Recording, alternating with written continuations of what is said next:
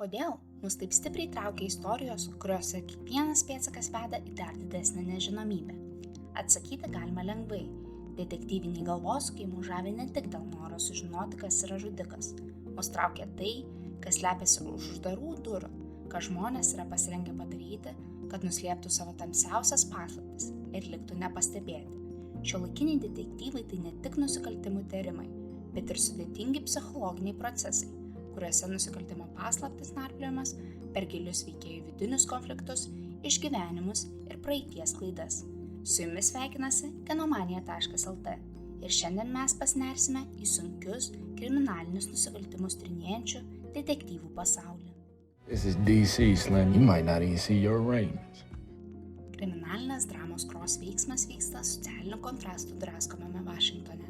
Siužetas pasakoja apie detektyvą ir kriminalinį psichologą Aleksą Crossą, tiriantį sukrečiančią aktyvisto Amiro Goodspeedo mirtį.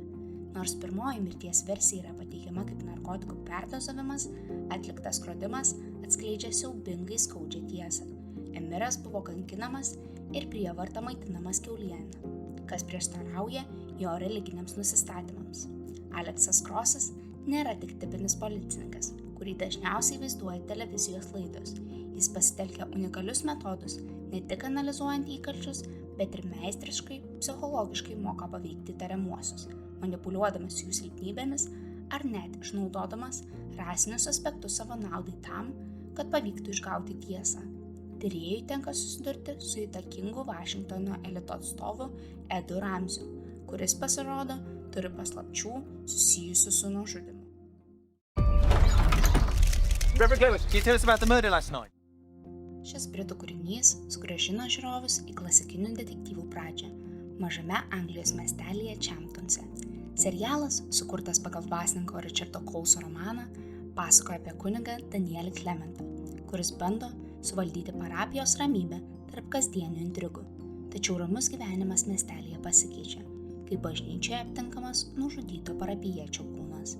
Serialas pasižymi kiek neįprasta ir aštria saviironija apie religiją, bendruomenės silpnybės bei parodo, kad kartais mirtinos paslaptys slypi net ir ten, kur maldos girdimos kiekvieną dieną. Pagrindinis veikėjas Danielis į žmogžudystės tyrimą žvelgia ne kaip profesionalus kriminalistas, o labiau pasitelkia gailestingumo prizmę, darydamas išvadą, kad nuodėmė, kaip ir meilė, retai būna logiška. Režisieriai seriale subtiliai įpina britiškas tradicijas, rodydami ramią aplinką, senas bažnyčias bei arbatos kambarius, kuriuose netikėtai atsiranda kraujo pėdsakai, keliantis daug klausimų. Oh God, he's not breathing! He's gone. Tai įtemptas ribotos apimties serialas, prasidedantis nuo tragiškos lėktuvo katastrofos, po kurios 9 vienas kito nepažįstantis keleiviai atsiduria Meksikos džiunglėse. Nors pradžioje įvykis atrodo kaip nelaimingas atsitikimas, įvykęs dėl žmogiškos klaidos, žiūrovams per vaizdingus prisiminimus yra rekonstruojama, kaipgi keleiviai mirė. Kiekvienas katastrofą išgyvenęs asmuo turi savo tamsią praeitį, kurią gaubia paslaptis ir motyvai. Nuo buvusio gydytojo Kevino iki PTSD kamuojamos paveldėtojas Amy. Visi šie asmenys tampa įtariamaisiais, kadangi pasidaro aišku, už šias mirtis buvo atsakingi ne gamtos veiksniai, o patys keleiviai, tarp kurių yra vienas žudikas. Džiunglių karštis ir nuolat mirštantis žmonės sukuria įtemptą atmosferą, kurioje išnyksta žmogiškumas, o išlikimo instinktai perima visišką kontrolę. Serialas meistriškai pateikia klasikinį "Kas tai padarė" klausimą su šiuolaikinė psichologinė drama, kurioje žiūrovas yra kviečiamas kartu su veikėjais aiškintis, kas meluoja, kol dar nežuvo visi likę keleiviai. Because our girl is dead! Okay, I just watched them pull her body. Under the Bridge tai sukrečiantis tikrais įvykiais paremtas detektyvinis serialas, atskleidžiantis 1997 metais įvykusio 14-metės Rinos Virk dingimo aplinkybės. Auka, norėdama pritapti prie maištingų bendraamžių grupės, vyksta į vakarėlį, tačiau iš jo taip ir nesugrįžta.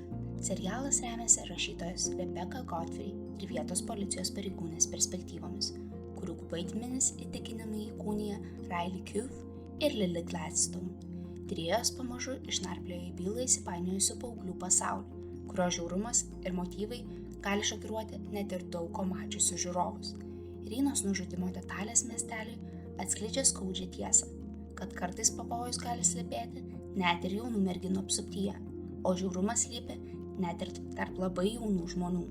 Tai sunkus, realistiškai pateiktas trileris, vaizduojantis kraupų nusikaltimų pasaulį, bet tuo pačiu pagerbiantis ir nužudytosios atminimą. Welcome to Soldier Island. Tai vienas tamsiausių Agatos Kristi knygos adaptacijų, sugriaunančių visus įspūdžius apie jaukius detektyvus. Kūriniu paremta istorija nukelia 10 nepažįstamųjų žmonių į atokią salą prie Anglijos krantų. Tik atvykę, jie išgirsta gramofono įrašą, kuriame kiekvienas asmuo yra apkaltinamas praeityje įvykdytą žmogžudystę, dėl kurios nebuvo nubausti. Netrukus prasideda šokiruojanti serialo dalis. Staiga atsiranda žmonių mirtis, paremtos vaikišku eilėraščiu. Šioje dramoje susipina paranoja, kaltė bei slegiantis izoliacijos jausmas. Aktoriai, tarp kurių Charlesas Dansas ir Samas Neilas, įkūnija veikėjus, kurie su savimi į salą atsivežė sunkes praeities nuodėmes, priversdami abejoti, ar nusidėjimas yra vertas atleidimo. Serialas tampa filosofiniu svarstymu, kur iš tikrųjų baigėsi teisingumas ir prasideda beprotybė. Looks like someone's going after these girls. Ši kriminalinė drama žiūrovus nukelia į opioidų krizės nusiaubtą Filadelfijoje esantį Kensington rajoną. Pagrindinė veikėja, patruliuojanti policininkė Mike Fitzpatrick, tyria paslaptingus moterų nužudimus, kurie primena pačios pareigūnės dingusios sesers Keisės šiurpią situaciją. Siužete vaizduojama Mikės kasdienybė miesto gatvėse, bandant užsikabinti bent už menkiausio pėdsako, kuris atvestų prie sesers buvimo vietos. Detektyvė vienu metu išgyvena įvairiausius gyvenimo išbandymus, kovodama su savo šeimos praeities traumomis, augindama sūnų ir jausdama nuolatinį nerimą, kad viena iš rastų aukų gali būti jos sesuo. Serialo vaizdai tamsus, pilki, neretai ir gąsdinantis, tačiau kartu vedantis emocingoje kelionėje link teisingumo. A woman and her 15-month-old child were murdered in their home. Tai serialas, paremtas tikra, gąsdinančia mamos Brendos Lafferty ir jos kūdikio nužudimo istorija, įvykusi dar 1984 metais Jutos valstijoje. Detektyvai Bilas Tebas ir Čebas Peiras pradeda tirti kraupaus nužudimo aplinkybės, kuriuos juos atveda prie mormonų šeimos, kurioje broliai Denas ir Ronas yra įsitikinę, kad gavo Dievo įsakymą išvalyti bendruomenę nuo nusidėjusių žmonių. Siužete aiškiai atskleidžiamos detalės, kaip detektyvas Peiras, pats priklausydamas mormonų bendruomeniai, pradeda kvestionuoti savo tikėjimą ir jo skaidrumą, kai tos pačios religijos institucijos stengiasi nuslėpti nusikaltimo detalės. Serialas puikiai vaizduoja sudėtingą detektyvų darbą ir jų bandymus užkirsti kelią žudikui, kol dar nenužudyti visi taikiniais tapę asmenys. Well, all right then. Don't let me down. Jūsų dėmesiui psichologinis trileris, kuriame rašytoja Agės Viks, išgyvenanti dėl savo sūnaus žūties, persikelia ramybės ieškoti į Long Islandą. Į kaiminystę atvyksta taip pat naujas gyventojas, paslaptingas nekilnojamo turto magnato sūnus Nilis Jarvisas, kuris prieš kelis metus buvo įtariamas galimai prisidėjęs prie savo pirmosios žmonos dingimo. Agė nusprendžia pasinaudoti šią progą ir daryti tai, ką moka geriausiai – parašyti knygą apie Nilį. Knygos rašymas pamažu ją įtraukia į pavojingą žaidimą su FTB agentu Abbotu, kuris yra įsitikinęs, kad Nilis yra žudikas. Siužetas atskleidžia pavojingas manipuliacijas, kurios tampa Agės kasdieniniu tyrimu, persipinusiu su paranoja. Serialas bando žiūrovams priminti, kad tikras žvėris kartais slypi pačioje netikėčiausioje vietoje. From Miss Lady Hawk herself. Ši kriminalinė istorija tai pasakojimas apie detektyvę Meirę Sheehan, gyvenančią niūriame Pensilvanijos miestelyje. Miestelyje tvyro įtampa, kadangi daugelis vis dar nerimauja dėl prieš metus dingusios merginos. Tuo tarpu Meirė tyria jaunos vienišos motinos Erinos McMenamin nužudymą. Šio tyrimo byla atskleidžia paslaptingus miestelio užkulisius, nuo kūdikio tėvystės problemų iki narkotikų prekybos į kurią įsitraukia net ir greta Meirės gyvenantis asmenys. Susidurdama su miestelio problemomis, pareigūnė tuo pačiu metu kovoja su asmeniniais savo išgyvenimais dėl sūnaus savižudybės ir anūko globos. Be to, darbas siauroje visiems pažįstamoje bendruomenėje tikrai negelbsti, kadangi nuolat tenka susidurti su praeities šešėliais. My own department. Just me.